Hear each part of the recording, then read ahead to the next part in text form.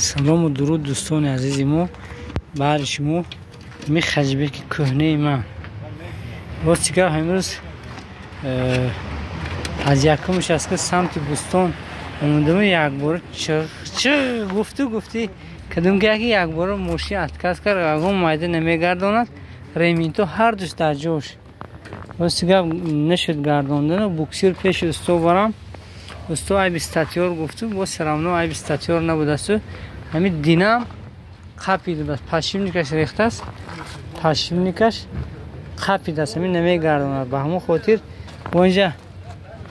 استوهای چیرده سن در همین نزد افتوبگذر یکی از اونها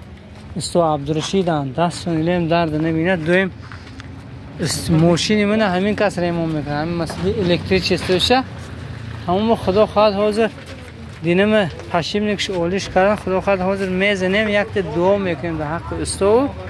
کس میکنه شما خداوند برکات دیار گفته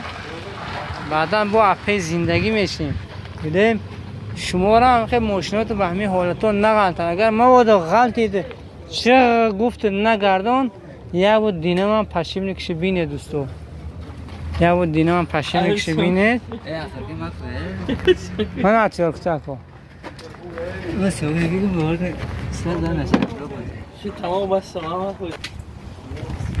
در خواهید که دونه استوخوناشون در کجا اینجا استازی کلاناشون استو یوسف